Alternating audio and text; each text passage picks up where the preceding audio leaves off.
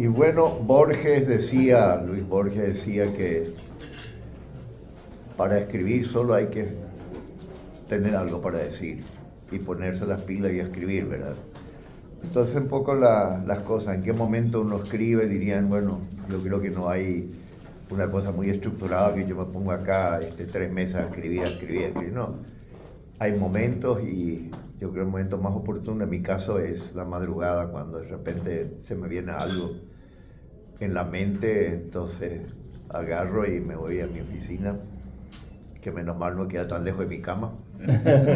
Entonces prendo la luz y comienzo a escribir 1 o 2 horas y bueno, y después de vuelta a descansar, así. Y una cosa es el pensamiento y otra cosa es llevarlo eso a la práctica, son dos cosas un poco diferentes. A veces creo que es importante que el pensamiento, cuando se viene, inmediatamente tendría que ponerse lo más rápidamente en papel. Después hacen las correcciones, sintaxis y todas estas cosas que de repente no quedan bien. Yo creo que les quiero animar a todos a escribir, porque siempre hay que dejar algo. Y bueno, ¿para qué escribo y para qué escribí este libro? Para que alguien lo lea en algún momento. No para que estén de acuerdo conmigo en lo que escribo, bajo ningún punto de vista. Yo creo que la idea es para tratar, y ojalá que haya gente que piense diferente, ¿verdad? Porque no somos todos iguales. Y entonces insisto mucho en este libro. Yo soy el que soy, no me refiero a mí personalmente, pero tampoco no me excluyo, pues me refiero a todas las personas. Y eso se basa un poco en que veo una disminución en la gente, en los estudiantes fundamentalmente con los que tengo contacto, una falta de autoestima. Pareciera que la gente no cree en sí mismo. Y todos nos vamos a la masa. Y digo siempre que el perezoso se esconde en la masa. Y la masa saca la personalidad de las personas, ¿verdad? Entonces yo creo más en el individuo, en la persona. La persona hay que cultivar, la persona, y si todas las personas se cultivan, por supuesto la sociedad también mejora. No tanto las masas, porque realmente uno se esconde en las masas. Y seguir un líder es bueno, pero no todos son líderes. Pero también tenemos que saber quién es líder. Lo pongo siempre como, y lo escribo acá en el libro también, como cuando uno va hacia el campo ve esos animales que van en fila. Un ciñuelo, que es el líder, se va y doble sigue en fila. Muy pintoresco ese panorama. Pero digo a veces, y si este líder les lleva a la puerta del matadero, es tarde. Es tarde ya. Si van al matadero ya es tarde. Sí. Entonces, llevando esa cuestión al ser humano, y es así. Hay que saber que el líder es seguir también y a que el líder no seguir. Bueno, es un poco el tema que escribo. El primer capítulo hablo de la libertad. Acá ya hablamos hoy, acá cuando hablamos de la ley nueva de los bancos, y acá me dice Hugo, bueno, pero el mercado sea libre, creo que nadie se va a oponer. Entonces, el primer capítulo hago una recopilación de lo que es la libertad y por qué es importante la libertad. Si no hay libertad, si no somos libres, tampoco no podemos ser libres pensadores, tampoco podemos pensar libremente. Entonces esa es la condición más importante. Y hay una revisión un poco de qué opinan diferentes personajes, los cito todos ahí, sobre la libertad. Desde la Biblia hasta, digamos, gente eruditos que en algún momento, con cierta fama, premios Nobel o gente de literatura, los cito todos ahí. ¿Qué opina cada uno sobre la libertad? Es el primer capítulo. Tratar de hacer análisis y la importancia de la libertad. Y digo algo más, que ojalá que esta libertad nunca se pierda. Si no, no estaríamos acá. Esa es la primera parte. Creo que son 40 páginas de eso. Y el resto ya son experiencias académicas. Pero no me voy directamente a criticar a la parte académica, ni mucho menos, sino tratar de hacer reflexiones que vienen de una acumulación de enseñanza, que estoy como 50 años en el tema de enseñanza, no secundaria, ni básica, ni primaria, sino universitaria, grado, posgrado, maestría y doctorado. Entonces, eso lo hago con mucha pasión, y no solamente porque uno tiene que entregar conocimientos a otras almas, sino básicamente porque también uno aprende. Ese contacto con la juventud es sumamente importante. Comencé hace 50 años en ese tren de cosas, y un poco más de 50 años, pero la resolución es de 1975. Cuando vine al campo hice la primer curso en agronomía en la UNA, San Lorenzo. En el segundo año ya me puso en desafío un profesor que se llamaba Pavetti, que es un científico de la botánica. Y como con él saqué un 5, no sé porque me apreciaba o porque me merecía, pero me puso un 5 y enseguida me dice, véngase, usted va a ser mi ayudante.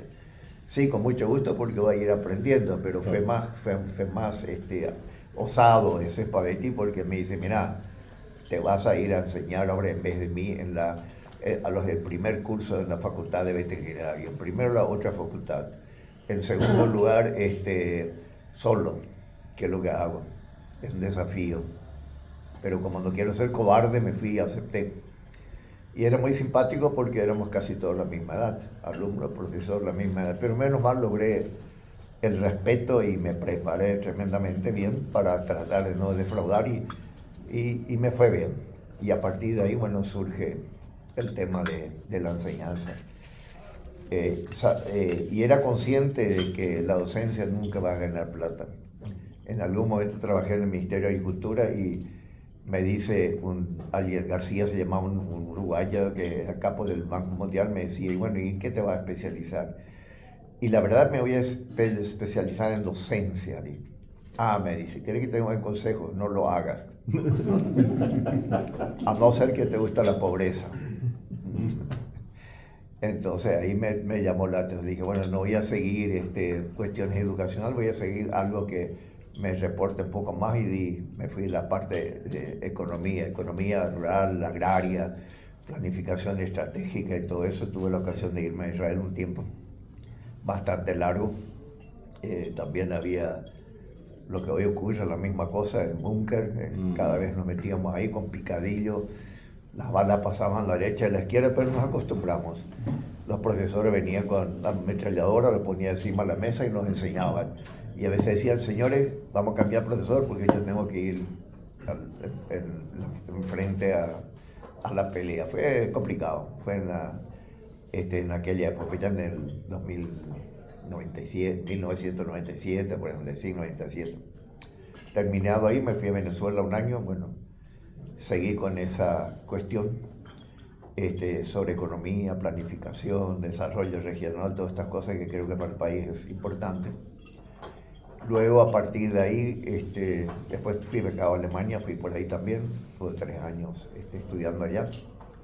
Luego en la Universidad de los Andes en Colombia, ahí hice un curso sobre evaluación económica y social de emprendimientos, ¿verdad?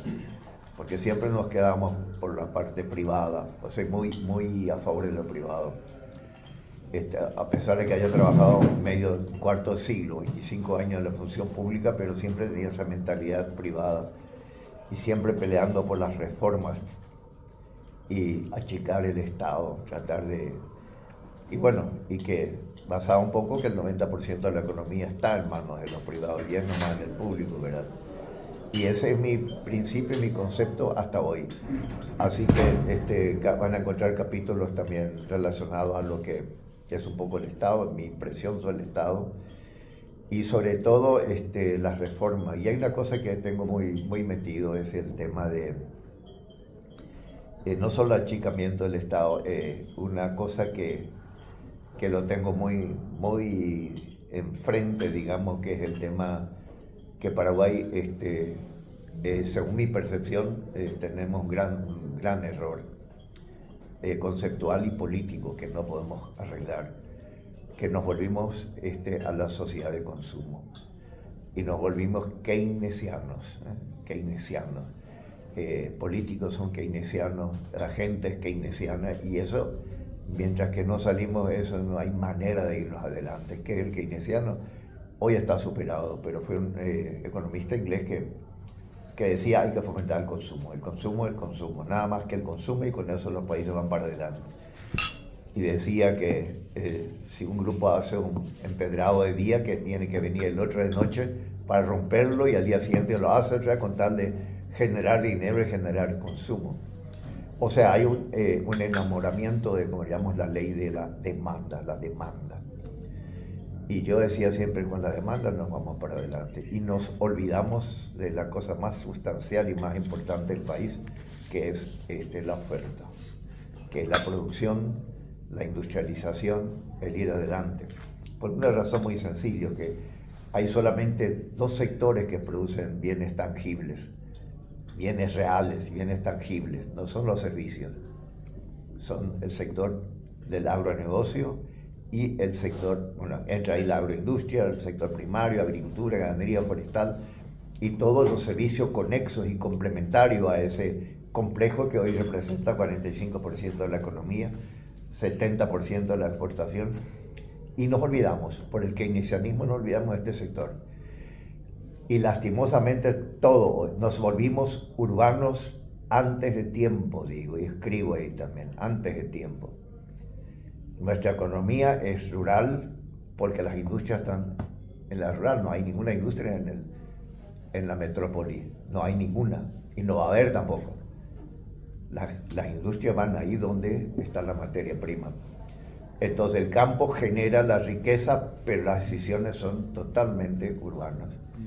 Nos interesan los baches, nos interesa el tren de corta distancia, nos interesa la ciclovía, nos interesa la costanera sur, norte, esto, no sé qué, pero todo el pensamiento y todos los recursos fluyen del campo para acá y van hacia el consumismo. Y estamos inmersos en una avalancha y eso no, y el Estado entró en eso. Por ejemplo, un político es muy fácil, si tiene dos gatos, digo siempre, uno pequeño y uno grande, y hace una jaula para los dos gatos, te hace una puerta chica para el gato chico y una grande para el gato grande, ¿eh? O sea, gasta de balde. ¿Acaso que el chico no podría entrar por la puerta grande? Hace dos puertas por el solo hecho del consumismo. Y ese tema ocurre. Fíjese un poco que la gente hace un asfalto. Ahora Mariscal López, ejemplo de los miles que hay. Viene alguien, lo rompe y lo hace más o cierra mal por este desagüe. Después viene otro, la fibra óptica, rompemos. Con el solo hecho de malgastar, malgastamos demasiado. Y después el otro tema que me preocupa muchísimo es el tema de todas las promociones, y no hay ninguno que van hacia, digamos, hacia el consumo. Vos querés sacar un crédito de una cooperativa, por no hablar de un banco, para no ofender acá a mi amigo, ¿verdad? Un banco, pedís un crédito para una microempresa, para una empresa, para una inversión, no funciona. Todo al consumo. Te va a la cooperativa universitaria a Comencipar, te ofrecen 9% para comprar un vehículo, como si el vehículo nos hace. Y el mismo gobierno con esas cuestiones de la vivienda. La vivienda es un bien de consumo, no es un bien de capital. Es un bien de consumo duradero, digamos, pero no es sostenible, porque hecha la casa no existe más el empleo. Si hubiera sido una fábrica, las cosas cambian, tipo Paracel y muchos otros más que sí perduran en el tiempo, y todas las cosas van al consumo. Y si abrimos las radios, la televisión, ¿qué es lo que vemos?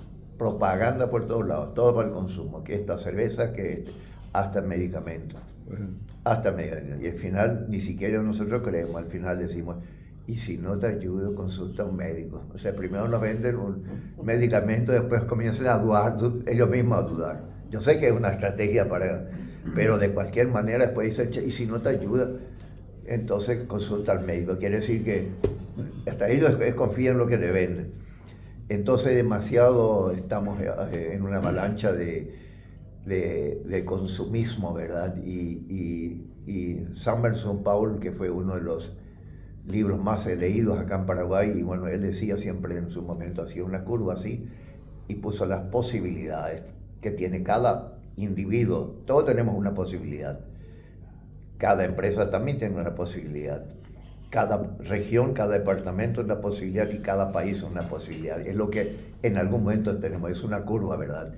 Y ahí tenemos que tomar las decisiones en qué voy a destinar estos recursos.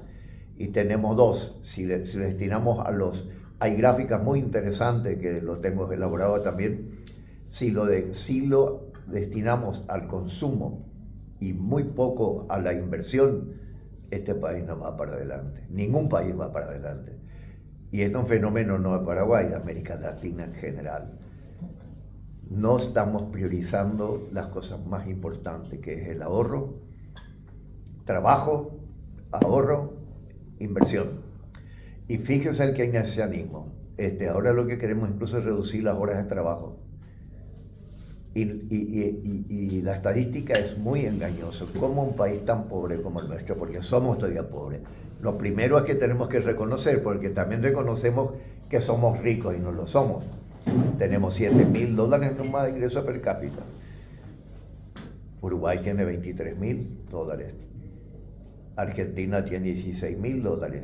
Brasil tiene $12.000 y nosotros $100.000. Quiere decir que no podemos decir que somos muy ricos y ya tenemos que dejar de trabajar, tenemos que hacer. Ahora va a venir una idea que ya se hizo en México, que la persona que cada hora que trabajan tiene que obligarle que se sienten 5 minutos. Los que trabajan para ahora tienen que sentarse 5 minutos.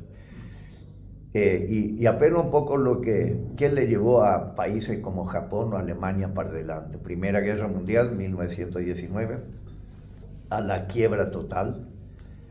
Sin embargo, en 15 años se levantó. Después la guerra hay muchos otros países que tienen ese ejemplo. Después la otra guerra fue la Segunda Guerra Mundial, terminó en 1945, 15 años, le llaman milagro alemán, pero yo no creo tanto en milagro, sino que yo creo que algo hicieron. ¿Para qué hicieron? Principios básicos de la vida. Para el individuo, para la persona, en primer lugar trabajar. Tenemos que trabajar, tenemos que reconocer y no podemos todavía ser país desarrollado y dejar trabajar solamente 30 días. Segundo es ahorrar y no tanto en la sociedad de consumo. Y el tercero es el tema de invertir, inversiones productivas. No precisamente bienes de consumo, sino bienes de producción. Y ahí es donde quiero, pero le digo algo más por el tema. Tuvimos acá, y le respeté muchísimo, una charla la pasada sobre liderazgo. Espectacular la charla, me encantó realmente. Pero también me subió un poquito, tengo que decir, la sangre cuando me decía que la agricultura terminó. La industria la industria, la agricultura terminó y así decía, y ahora estamos en la era electrónica y ahora en la era de la influencia. Pero de la influencia de la electrónica no podemos vivir, estos son instrumentos que nos pueden ayudar, no podemos vivir. Pero cuando miré lo que hoy veo acá, le traté de decir que identifique si hay algo acá en la mesa que no es agrícola. No encontró nada, no quise ser muy osado porque iba a alzar esto también. ¿Y esto qué es?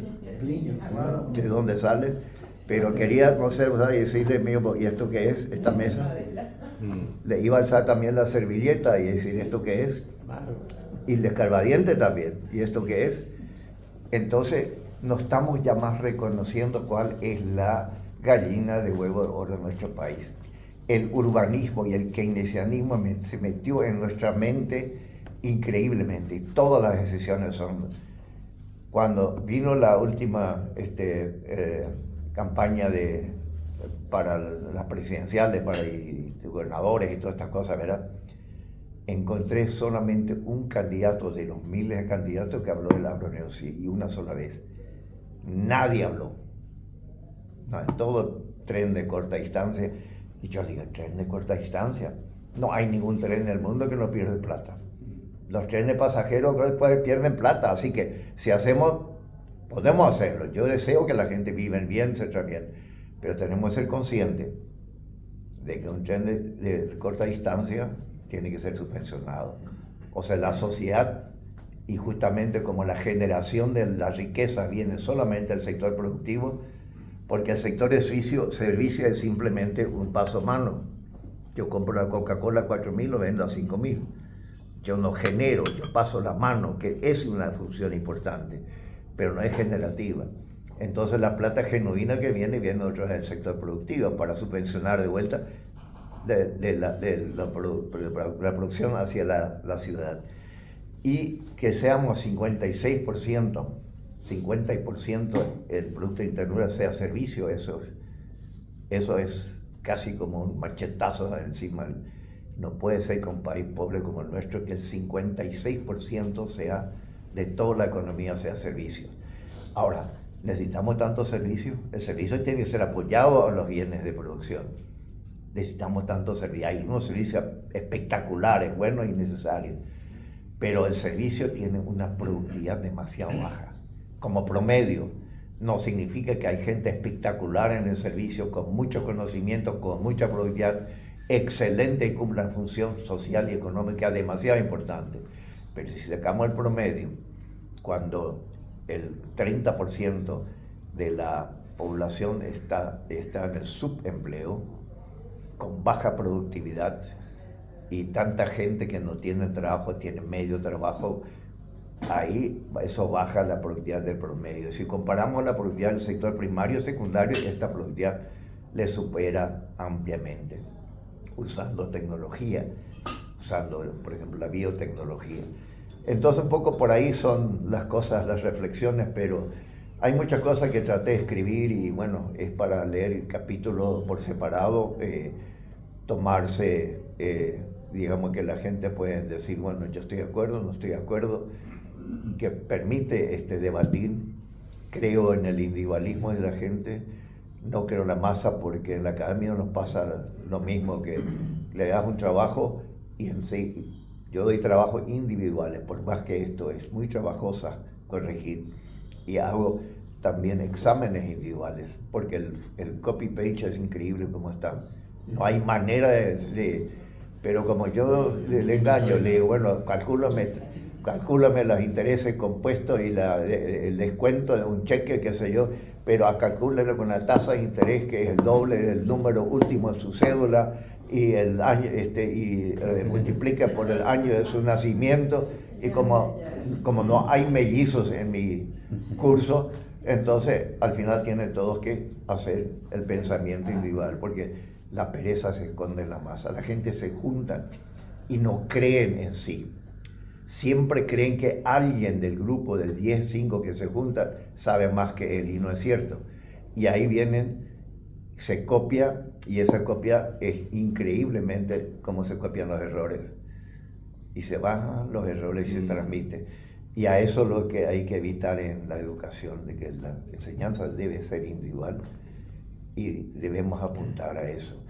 Hay muchísimos artículos que creo que a la gente que lo lean les puede gustar o no gustar, pero que es bien amplio, son 400 páginas y bueno, uno no está conectado con el otro, un capítulo, cualquiera puede leer un capítulo y bueno, si estoy de acuerdo un poco en función al título que pongo.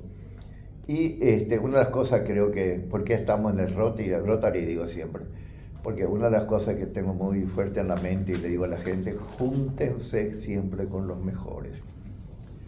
Si a uno se autocalifica como número, qué sé yo, 4, nunca te reúnes con un 3 o un 2, con un 5 y un 6.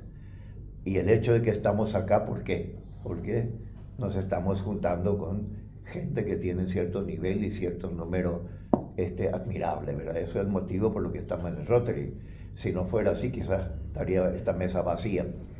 Y bueno, un poco por ahí hay muchas cosas que reflexionar y que ver, y bueno, no se puede contar todo lo que hay porque, y bueno, con errores y con aciertos, y mandé corregir porque no deja, un libro nunca es perfecto y nunca deja de tener algunos errores, no tanto conceptuales. Yo conceptuales es una cuestión de subjetividad o objetividad de cada persona como lo interpreta, pero en términos de, digamos, de errores siempre vamos a encontrar. También hay un poco un análisis sobre los inmigrantes y bueno, hay cosas así que creo que le puede interesar a la gente, y si no le interesa, en cada oficina hay también un basurero, ¿eh? Que puede decir. Así que muchas gracias.